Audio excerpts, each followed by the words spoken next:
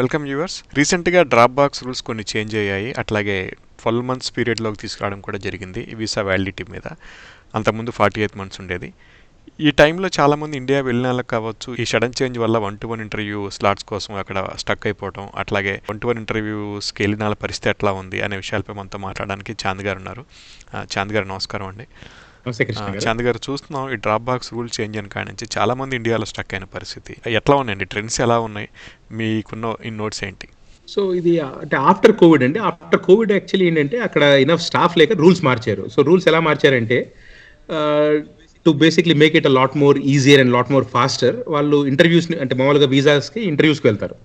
ఆ interviews waive చేసి they said okay you just put in the drop box. So ఆటోమేటిక్గా without an interview వాళ్ళు ఏంటంటే స్పీడ్గా అంటే speedily they used to issue visas.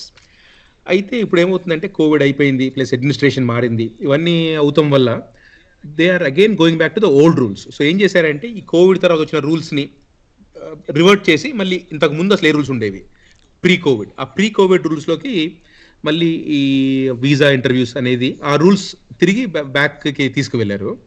So ఇవన్నీ యాక్చువల్లీ కొత్త రూల్స్ కాదు, ఇంతకు ముందు ఉండే రూల్స్ అనమాట. ఇంతకు ముందు రూల్స్ ఎలా ఉండేవంటే ఎవరన్నా వీసా ఇంటర్వ్యూకి వెళ్తే వీసా గనక more than if the visa is expired more than 12 months అగో, అంటే 12 months కన్నా ముందు వీసా ఎక్స్పైర్ అయిపోయింది, and the previous visa is not in the same class, అంటే లాస్ట్ టైం F1 వీసా, ఈసారి H1 వీసా, సో క్లాస్ మారిపోయింది.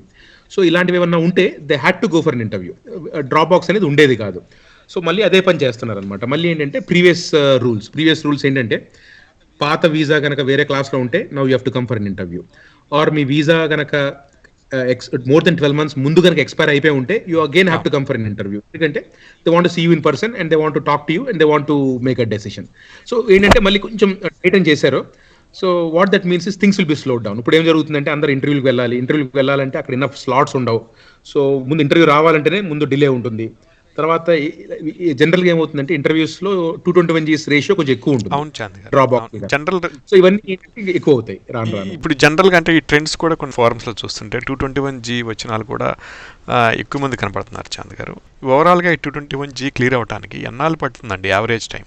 జనరల్గా ఏంటంటే historically majority of the 221Gs will be cleared. ఎందుకంటే మీరు ఇక్కడ H1B వచ్చింది అంటే మోస్ట్ ఆఫ్ ద టైం ఏంటంటే the employer here is waiting for those employees to come and start working.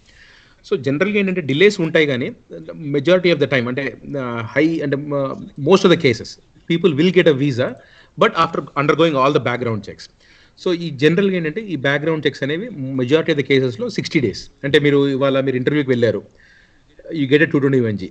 Most of the cases within 60 days వాళ్ళు resolve చేస్తారు. That is their goal and most of the time I see that happen. అంటే anywhere between 1 week to 2 monthsలో they try to resolve the 221G.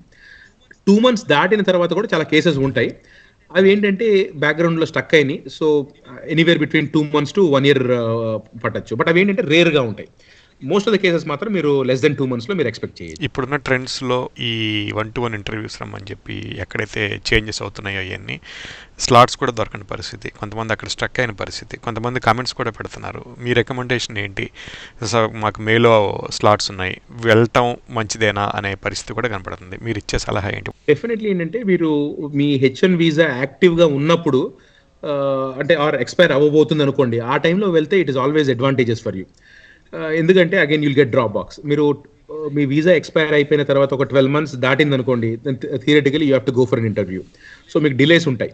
So as much as possible, if at all possible, మీరు drop box ఉన్నప్పుడు మీరు stamping వెళ్తాకి try చేయండి. అది first thing. Second thing ఏంటంటే మీరు if you have to go for an interview, మీరు ఒక్కసారి మీరు మీ ఎంప్లాయర్ తోటి just kind of make sure, and employer or maybe your end client whoever it is. ఎందుకంటే sometimes if you get a 221G you might be stuck there for a month or 2. జనరల్గా 1-2 monthsలో అయిపోతాయి. So if you feel that your employer might not wait for you for a month or 2, or your end client might not wait for you for a month or 2, జనరల్గా ఏంటంటే unless it's an emergency don't travel.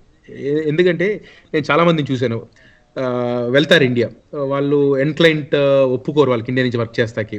So ఒక 1 month wait చేస్తారు, అక్కడి నుంచి ఏంటంటే they start losing their projects. So be selective. At least ఏంటంటే ఇప్పుడే కొత్త అడ్మినిస్ట్రేషన్ వచ్చింది, things are being changed. So every week we're seeing something new. So unless it's an emergency జనరల్గా ట్రావెల్ చేయకండి. ఒకవేళ ట్రావెల్ చేస్తే అట్లీస్ట్ మేక్ ష్యూర్, అట్లీస్ట్ ముందే మీరు ఎంప్లాయర్కి మీ క్లయింట్కి మీరు చెప్పు ఉంచండి. ఏంటంటే first thing is if there is a delay there might be delay. Second thing ఏంటంటే if you get a 221G, జనరల్గా ఏం జరుగుతుందంటే 221G వస్తే employer will get an email, verification email. If there is a client involved, the client also will get an verification email. So ఇలా జనరల్గా ఏమవుతుందంటే ఒక్కోసారి employers respond అవ్వరు అంత ఫాస్ట్గా. రెస్పాండ్ అవ్వకపోతే అక్కడ వాళ్ళు డిలే చేస్తారు. అలాగే క్లయింట్స్, ఎండ్ క్లయింట్కి ఈమెయిల్ వెళ్తుంది, వెరిఫికేషన్ ఈమెయిల్. ఎండ్ క్లయింట్ కనుక ఫాస్ట్గా రియాక్ట్ అవ్వకపోతే the consulate or department of state they will delay the visa. So జనరల్గా ఏంటంటే మీరు స్టాంపింగ్ వెళ్తున్నారు అంటే let your client know, let your employer know. ఏదైనా 221G పడితే ఇమీడియట్గా వాళ్ళు రియాక్ట్ అవ్వమని చెప్పండి. ఎందుకంటే they will get an email. General majority of the time they will get an email, verification email. So వాళ్ళు ఎంత ఫాస్ట్గా వాళ్ళు వెరిఫై చేయగలిగితే అంత ఫాస్ట్గా department of state can take an action and issue the visa. So if at all you do have to travel, notify all the people, and if there is a 221G ఏదైనా documents అడిగితే తొందరగా submit చేయండి. అలాగే ఏదైనా email verification request వస్తే మీ ఎంప్లాయర్కి కానీ మీ end క్లయింట్కి కానీ తొందరగా ఆన్సర్ చేయమని చెప్పండి. That is pretty much the only way to speed up your process. ఓవరాల్గా ఈ 221Gలు కావచ్చు, లేదంటే ఫర్దర్ క్వరీస్ కావచ్చు, ఏదన్నా కొత్త టైపు ఆర్ఎఫ్ఈలు ఏమైనా పడుతున్నాయా? మీ ఒపీనియన్ ఏంటి? సో ఇండియాలో అయితే 221Gsలో స్టాండర్డ్ క్వశ్చన్స్ అడుగుతున్నారండి. స్టాండర్డ్ క్వశ్చన్స్ అడిగి జనరల్గా ఏంటంటే they trying to figure out what exactly is your assignment. మీరు అసలు వెళ్తే ప్రాజెక్ట్ ఉందా లేకపోతే బెంచ్ మీద కూర్చుంటున్నారా. So most of the focus is whether you go to US you readily have a project or not. At least consulate సైడ్లో అయితే దాని మీద ఎక్కువ ఫోకస్ ఉంది. ఇక్కడ యూఎస్సిఐ సైడ్ ఇక్కడ H1B అప్లై చేసినప్పుడు January 18th నుంచి కొంచెం రూల్స్ మారినాయి. ఇంతకు ముందు ఏంటంటే client letters, vendor letters, contracts అవి అంత అడిగేవాళ్ళు కాదు ఈ ఆర్ఎఫ్ఈస్లో. సో స్లోగా ఏంటంటే we're seeing RFEs asking for those documents. So యూఎస్లో again in terms of approvals last year ఎలా ఉందో హై అప్రూవల్ రేట్, ఆ సేమ్ అప్రూవల్స్ కనబడుతున్నాయి. We're seeing majority of the cases being approved. ఎక్కడ ఏమీ మేజర్ ఇష్యూస్ అయితే ఏం కనబడట్లేదు. Because even though we have a new administration since last month, last 30 daysలో మాత్రం I did not see any difference, any patterns in approvals or any new RFEs. Majority, it's kind of the same. Only kotta requirement ఏంటంటే they are focusing more on this project documents, this contracts, purchase orders and so on. దాని మీద అయితే definitely focus ఉంది. ఎందుకంటే I'm seeing some RFEs about those questions. Thank you Chand గారు. ఓవరాల్గా ఈ drop box appointments ఇండియాలో ఉన్న వాళ్ళు కావచ్చు, ఇండియా ట్రావెల్ ప్లాన్ చేసుకుంటున్న వాళ్ళకి కావచ్చు, మీరు ఇచ్చే సలహా ఏంటండి? ఎందుకంటే అగైన్ ఇప్పుడు ఇది కొత్త అడ్మినిస్ట్రేషన్ కనుక నెక్స్ట్ 3 to 4 months ఏమవుతుందంటే generally they keep on changing rules. ఎందుకంటే it's new administration, they will put some new rules, అవి ఫాలో అవుతారు నెక్స్ట్ 4 years. అదే కాకుండా ఇంకొక బిగ్ ఛాలెంజ్ ఏంటంటే we're also hearing about federal layoffs. అంటే ఐదర్ యుఎస్ఏఎస్లో కానీ డిపార్ట్మెంట్ ఆఫ్ స్టేట్లో కానీ we're hearing about layoffs. So generally what that means is staff ఏదన్నా కొంచెం తగ్గించారు అంటే it will lead to more delays. So ఈ పర్టికులర్ టైంలో ఎందుకంటే because so many things are happening so quickly ఈ అంటే ఫెడరల్ ఎంప్లాయీస్ ఈ సైడ్లో so I think what that means for everybody is there could be some delays. So this is probably not the right time to go for stamping unless it's an emergency or you have to go visit India.